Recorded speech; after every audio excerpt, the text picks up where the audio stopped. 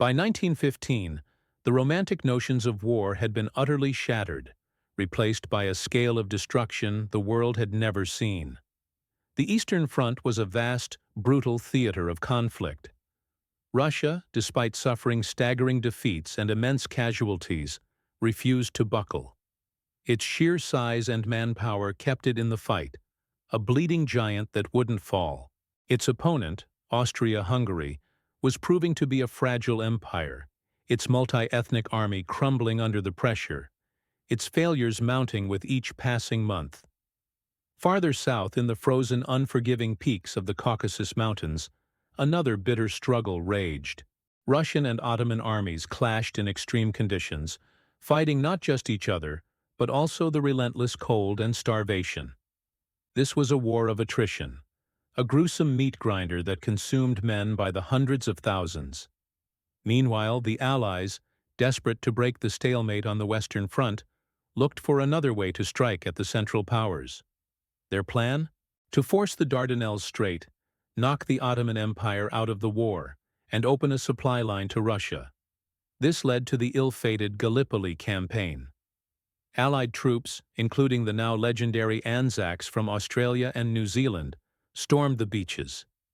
They were met with ferocious, well-entrenched Turkish resistance led by commanders like Mustafa Kemal. What was supposed to be a swift naval victory turned into a bloody 8-month land battle. The rugged terrain became a graveyard. After months of hellish fighting and with nothing to show for it but enormous casualties, the Allies evacuated. While a military disaster, Gallipoli forged a powerful new sense of national identity for both Australia and New Zealand, born in the fire and sacrifice on those distant shores.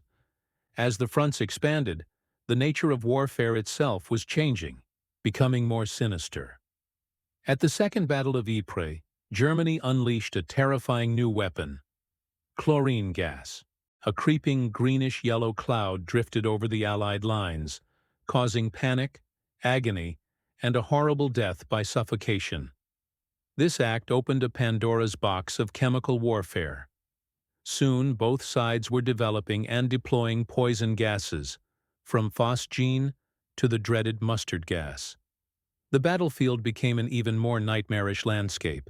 The crude rags soldiers initially used to cover their faces were quickly replaced by purpose-built gas masks, their ghoulish, insect-like appearance becoming one of the most enduring and horrifying symbols of the war.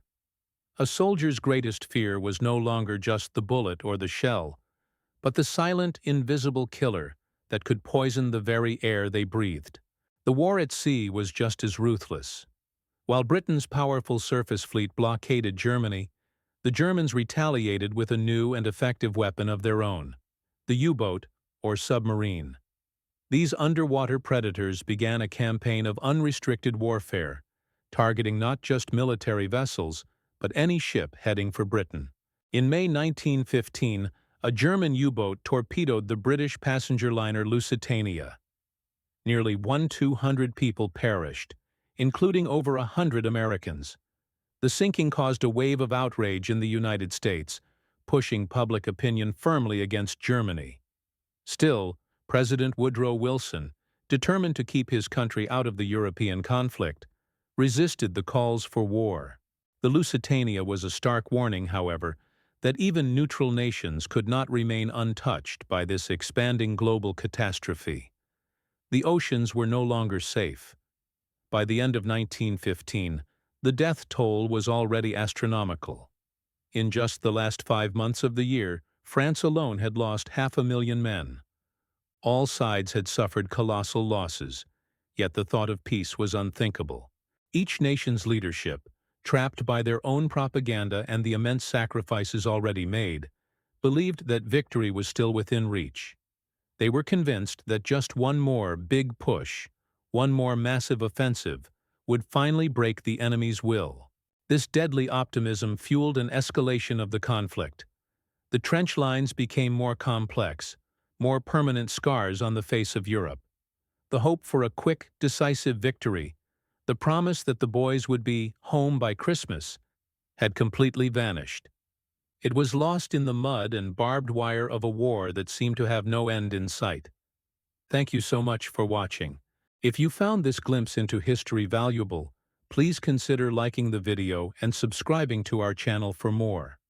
We'll see you in the next one.